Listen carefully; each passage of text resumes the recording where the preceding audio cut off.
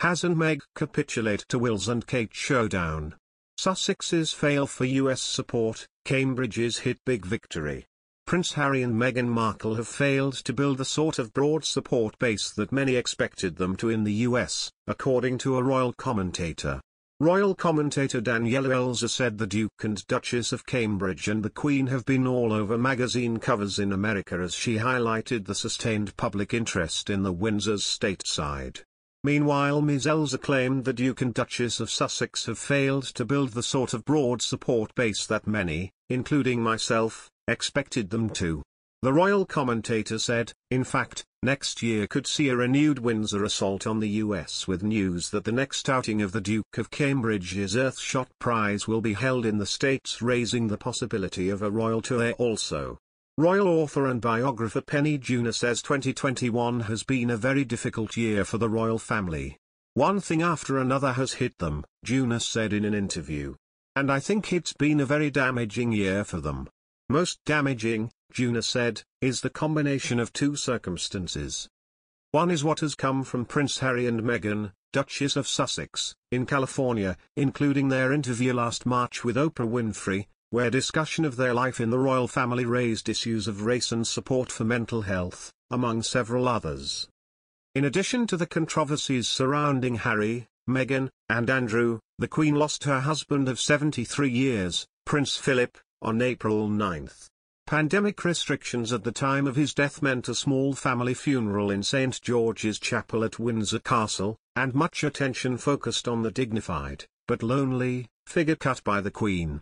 Those images of the Queen sitting alone in her mask at Prince Philip's funeral became more widely iconic of the COVID-19 pandemic for those who had lost loved ones, Toronto-based royal author and historian Carolyn Harris said in an interview. There were moments that were more hopeful for the family. 4 great-grandchildren of the Queen were born this year. Junor also pointed to an increased profile for Prince William and Kate, Duchess of Cambridge. They've really sort of stepped up, I think, to a whole new level. They did handle the lockdown really well. I think they put out some very good messages and they gave some terrific interviews and they were working as a team. The increased scrutiny on Harry, Meghan and Andrew had an impact on how others in the family have gone about their royal business, Harris added. We've seen senior members of the royal family undertaking public engagements together, emphasizing continuity, she said, with an emphasis on them all appearing together, whether it's the G7 or the premiere of the new James Bond movie.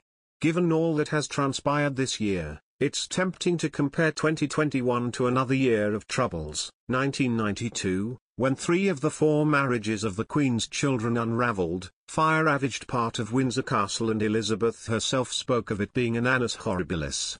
I think it's absolutely fair to call this another annus horribilis, said Junor, with a nod to the circumstances surrounding Andrew and Harry in particular, and their potential impact on Elizabeth.